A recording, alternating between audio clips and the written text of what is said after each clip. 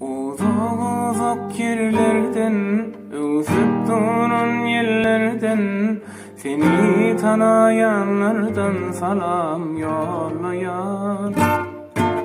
Hani meni söyyadın, men seninki diyadın, adım bağıtlıydı yadım, bağıtım dermesin.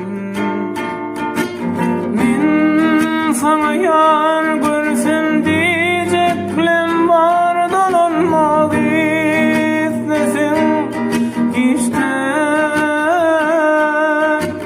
Men aydayın sana söyleyenliğimi, dolanmak istesin işte.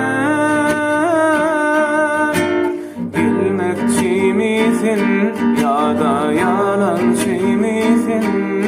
Sana oyun şey mi men oynap kaybolam? Bu bir dünyadır, barışın biri yalanlar. Ananmaz en olara sana dosyalıdır. Bilmekçi misin ya da yalan?